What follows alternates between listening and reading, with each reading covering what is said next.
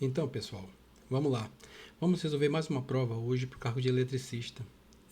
Essa prova foi aplicada para a Prefeitura Municipal de Nova Venécia, no Espírito Santo. A prova foi aplicada em 2023 mesmo, e a empresa responsável pela elaboração das questões foi essa empresa chamada IDESG, Instituto de Desenvolvimento Social, Gestão e Tecnologia. Essa já é a nossa prova de número 19, né? Como todos já sabem, né, a gente faz nesse canal apenas questões técnicas relacionadas à área de eletricidade, ok? Então vamos lá. São apenas 10 questões, é uma prova bem rápida, e a primeira questão diz o seguinte, a questão de número 41. A segurança é primordial em qualquer atividade, especialmente quando se trata de trabalhos envolvendo eletricidade. Os equipamentos de proteção individual, EPI, são essenciais para garantir a segurança do eletricista. Qual dos seguintes EPIs não é comumente usado por eletricista? Ele está querendo saber o que não é usado.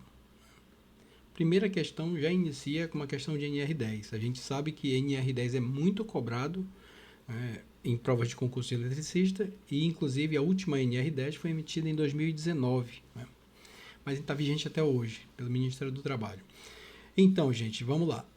Qual desses equipamentos, desses EPIs, que não é comumente utilizado por eletricista? Capacete com isolamento elétrico.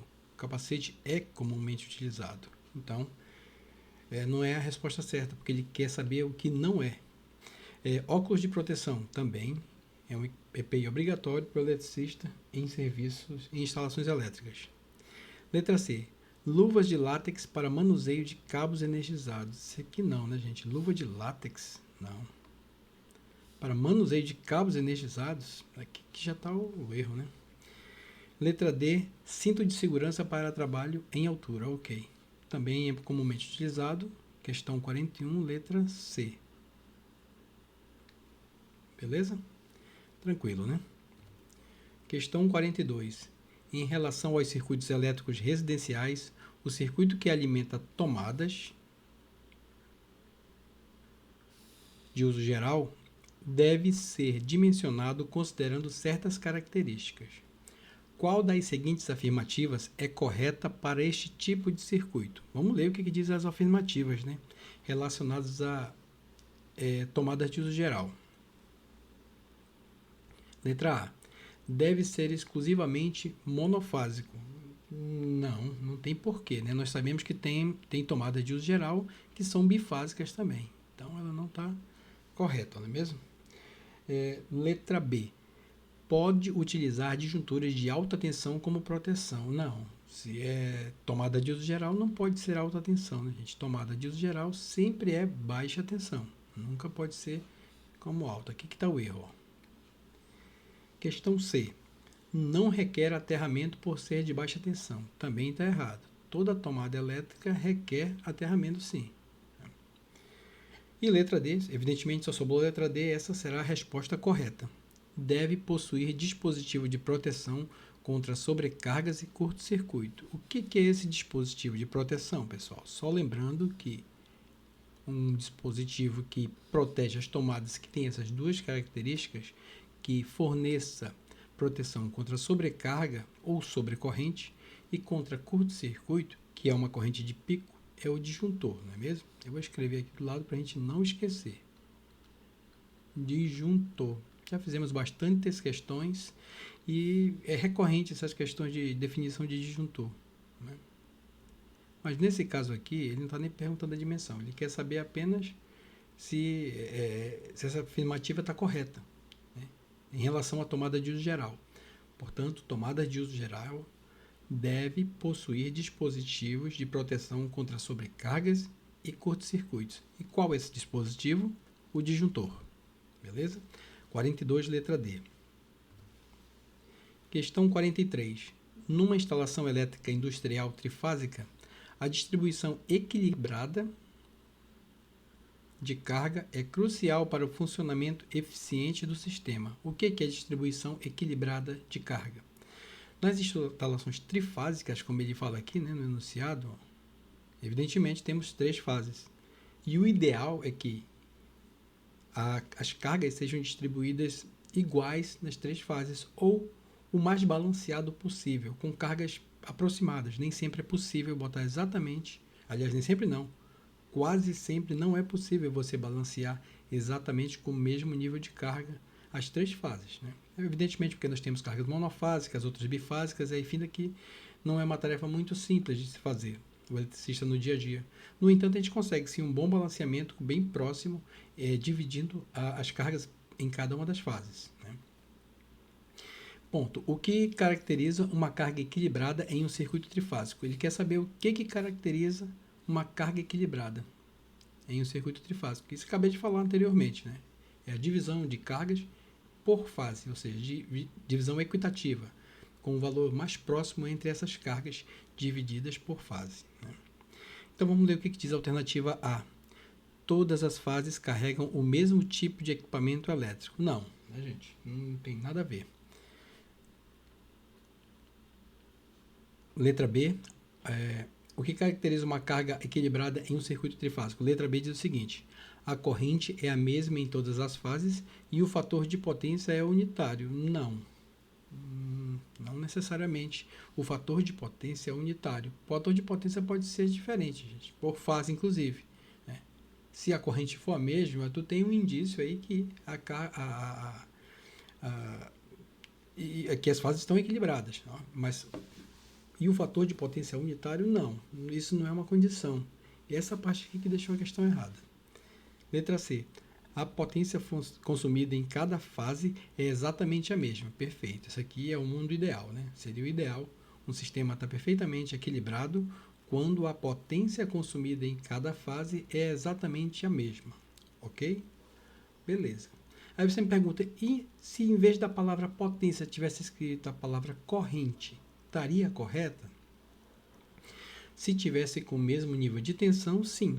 Se ambas as fases tiverem o mesmo nível de tensão, a corrente consumida, quando você fizer o produto corrente vezes tensão, vai dar potência e a gente chegaria na mesma resposta. Portanto, nesse caso aqui, é a letra C mesmo.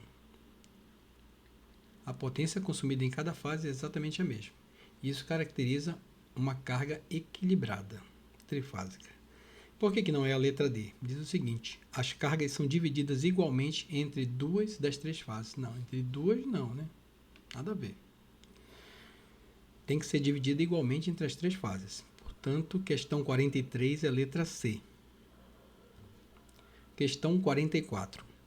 A manutenção preventiva em instalações elétricas é essencial para evitar acidentes e assegurar a continuidade do fornecimento de energia. Qual das seguintes ações não é considerada uma prática de manutenção preventiva? Ele quer saber das opções abaixo do que não é manutenção preventiva. Alternativa A. Inspeção visual regular dos componentes da instalação é considerada uma manutenção preventiva? Sim, gente. Ok. Beleza? Alternativa B. Substituição periódica de fios e cabos, independentemente de sua condição. Perfeito. Se está num cronograma, a manutenção preventiva tem essa característica, né?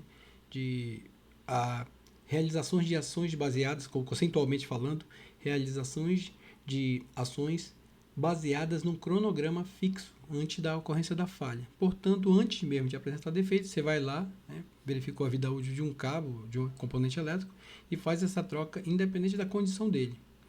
Então, estaria correta também, é um tipo de manutenção preventiva. Limpeza de quadros elétricos e disjuntores. O autor diz que essa aqui é a resposta correta, né? Não se caracteriza por manutenção preventiva. É um pouco controverso, de fato, porque limpeza de quadro elétrico e de disjuntores, a meu ver, em primeiro momento, caracteriza sim como uma medida de manutenção preventiva, né? E a letra D, teste de isolamento em cabos elétricos. Aí aqui, não. Né? Como eu falei para vocês, o gabarito diz que a questão que não é manutenção preventiva é a letra C. No entanto, isso aqui eu vejo como correto. Limpeza de cabo, de disjuntores, né? Caracterizariam-se como uma manutenção preventiva, sim. E letra D, teste de isolamento em cabos elétricos. Aí aqui eu não vejo como uma ação de manutenção preventiva. Portanto, eu diria que a errada seria a letra D, embora o gabarito diga que é a letra C. Provavelmente deve ter tido recurso nessa questão. Eu não encontrei o gabarito definitivo, eu estou usando o gabarito preliminar dessa prova. Mas, assim, dentre estas, teste de isolamento em cabos elétricos não encaixa muito bem, né, como manutenção preventiva. Questão 45. Antes de começar a trabalhar com instalações elétricas, é fundamental compreender a unidade de medida de diferença de potencial elétrico. Quer saber o que é diferença de potencial elétrico? Qual é essa unidade? Potencial elétrico é a mesma coisa que voltagem, né, ou tensão. Ambas dadas em volts, essa é a unidade. Portanto, questão 45, letra A.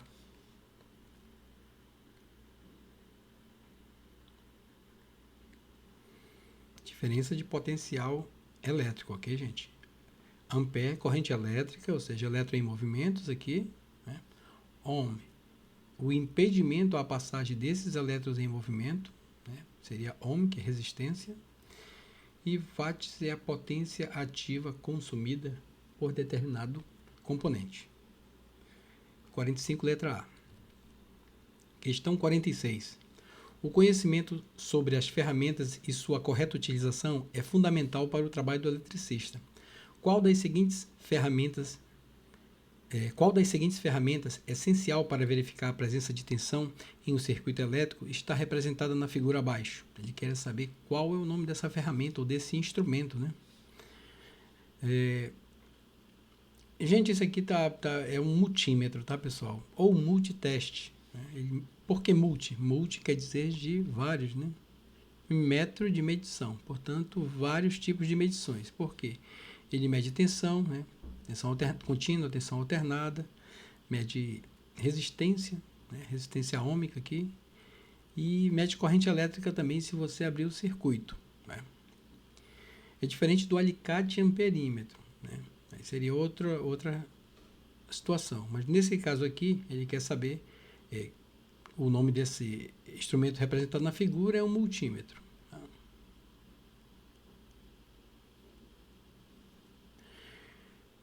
Ok? 46 é a letra B. Né? Questão 47.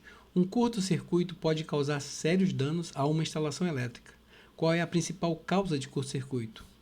Qual é a causa? A principal delas de um curto-circuito acontecer. Letra A. Contato direto entre dois condutores sob tensão. Está aqui, ó. Contato direto sobre dois condutores sob tensão. Beleza? Interessante isso, gente. Fase neutra é um contato direto entre dois condutores sob tensão. E uma fase também tocando na outra também é um contato direto sobre condutores sob tensão. No entanto, fase terra não. Tá? Aqui nós não temos um curto-circuito. Aqui nós vamos ter fuga de corrente para a terra. Né? Questão B. Item B. Desgaste natural dos isolamentos dos cabos. Não, isso não é uma causa para... não é a principal causa, né, para curto-circuito. Acontece sim, perfeitamente. Quando perde o isolamento de um cabo, né, natural, ou seja, durante ao longo da sua vida útil, e evidentemente tocando um cabo no outro, né, ocorrerá um curto-circuito. Mas nesse caso especificamente não. Não é a principal causa. Letra C. Uso excessivo de equipamentos de alta potência. Também não. Isso não necessariamente causa curto-circuito. Pode causar sobrecarga, né? Letra D. Instalação de dispositivos de proteção inadequados. Também não. Não é motivo para causar curto-circuito. Questão 47 é a letra A. Vou fazer um pequeno parênteses aqui só para a gente saber os tipos de curto-circuito. Nós temos uma linha aqui, por exemplo, uma linha trifásica. Nós podemos ter um tipo de curto-circuito chamado curto-circuito trifásico. Né? Curto-circuito trifásico. Né? Se duas fases apenas entrarem em contato uma com a outra, o curto é bifásico, né? Se essa fase, por exemplo, supondo de média tensão, entrar em contato com terra, nós temos um curto fase terra. Pode ter também o bifásico terra, o fase neutro, né, em sistema de baixa tensão, enfim. Tem vários tipos de curto-circuito. Nesse exemplo que a questão está dando, pode ser um curto-circuito fase-fase ou fase neutro, quando dois condutores, né, quando há o contato direto entre dois condutores sob tensão. Beleza? 47, letra A. Questão 48. A escolha adequada de materiais é fundamental para garantir a segurança e eficiência. Qual dos seguintes materiais não é comumente utilizado em instalações elétricas? O que comumente não se utiliza em instalações elétricas? PVC se utiliza? Bastante. O revestimento dos cabos elétricos é feito em PVC.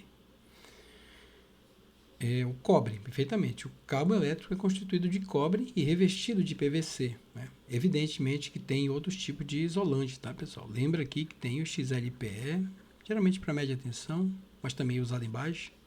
E tem também o EPR, outro tipo de isolante, né? Alumínio também é comumente utilizado nas redes elétricas, nas estações elétricas de média tensão, né? E aí só sobrou madeira, né? Madeira é um material que não é comumente utilizado em instalações elétricas, né?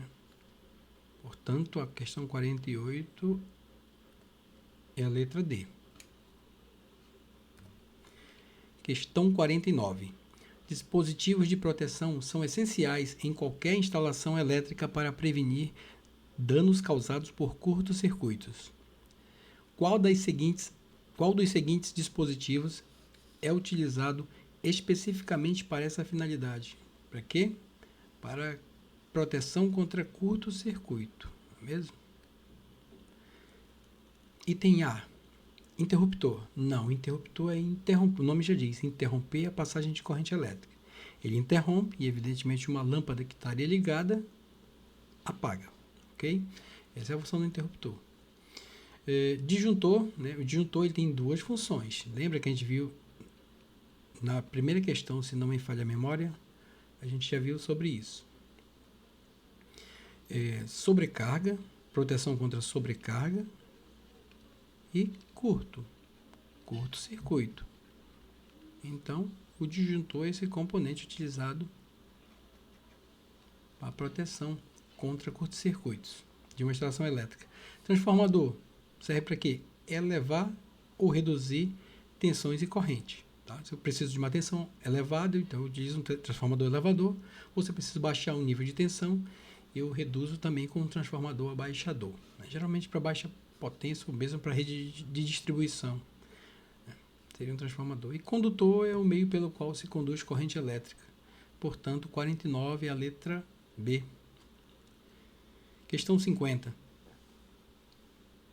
A correta identificação dos cabos em uma instalação elétrica é essencial para garantir a segurança e o funcionamento adequado do sistema. Qual cor, quer saber qual é a cor, é comumente usada para identificar o condutor neutro em um sistema de baixa tensão? Na cara, né, gente? Bem de boa, né? O neutro é sempre o azul, né? Aí você pergunta o azul claro ou azul escuro, tanto faz. Em uma instalação elétrica de baixa tensão, a cor do neutro é o azul. Vermelho é fase, é a cor de uma fase. Preto também deve ser identificada a fase. Verde e amarelo ou somente verde é o proteção terra, tá, gente? Ou PE, Protection Earth, proteção terra. Geralmente, quando é verde e amarelo, é do equipamento. É um condutor de proteção do próprio equipamento elétrico, vem geralmente nessa cor. Quando é somente verde, é da instalação elétrica, né, que a gente executa. Então, pessoal, a 50 é a letra C mesmo, né? A cor do condutor neutro é azul. Essas foram as nossas 10 questões, né? Foi bem simples. Aqui nesse canal você resolve questões específicas de eletricidade. Eu peço para você que está chegando agora, se inscreva no canal. Fiquem todos com Deus e até a próxima, se Deus quiser.